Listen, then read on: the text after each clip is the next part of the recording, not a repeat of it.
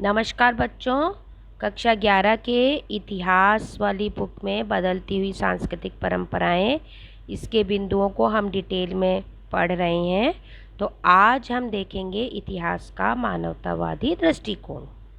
मानवतावादी समझते थे कि वह अंधकार की कई शताब्दियों के बाद सभ्यता के सही रूप को पुनः स्थापित कर रहे हैं। ठीक है, तो वे सोचते थे कि अभी तक जो है अंधकार का युग था, अब हम सभ्यता को फिर से स्थापित कर रहे हैं। इसके पीछे यह मान्यता थी कि रोमन साम्राज्य के टूटने के बाद अंधकार युग शुरू हुआ। ठीक है, रोमन जो साम्राज्य था वो विभिन्न भागों में, छोटे छोटे भागों में बट गया था। अब पहले एकीकृत था, फिर वो टूट गया था। उसी के बारे में रोमन साम्राज्य टूटने के बाद, है ना।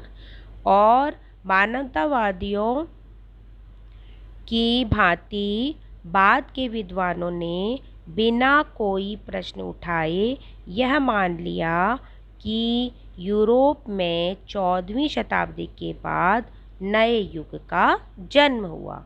मध्यकाल जैसे संज्ञाओं का प्रयोग रोम साम्राज्य के पतन के बाद 1000 वर्ष की अवधि के लिए किया जाता है। तो जो रोमन साम्राज्य था वो विकसित था पहले, और उसका पतन हो गया, छोटे छोटे टुकड़ों में बट गया, है ना। धार्मिक आस्थाएं, रूढ़िवादी परंपराएं बहुत विकसित हो गई, है ना। तो फिर उस काल को मध्यकाल कहा गया। और उसके यह तर्क थे कि मध्य युग में चर्च के लोगों की सोच को चर्च ने लोगों की सोच को इस तरह जकड़ रखा था कि यूनान और रोमवासियों का समस्त ज्ञान उनके दिमाग से निकल चुका था, है ना। सब कुछ धार्मिक चर्च के इर्द गिर्द ही लोगों का जीवन चल रहा था।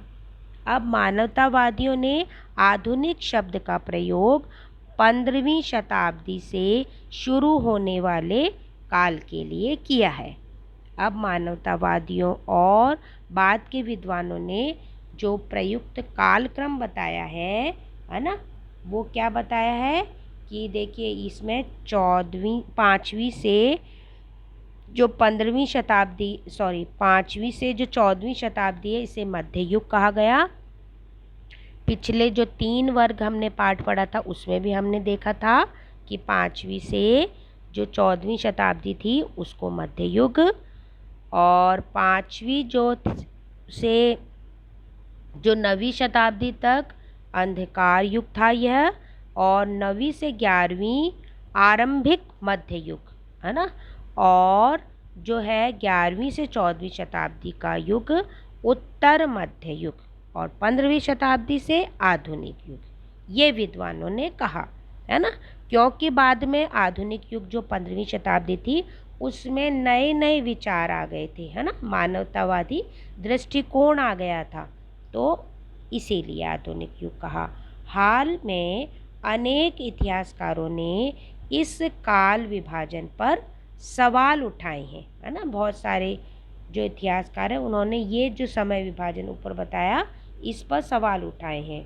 इस काल के यूरोप के बारे में जैसे जैसे खोज और शोध बढ़ते गए, वैसे वैसे विद्वानों ने शताब्दियों की सांस्कृतिक समृद्धि और असमृद्धि को आधार मानकर तीक्ष्ण विभाजन करने में अपनी दुविधा जताई है।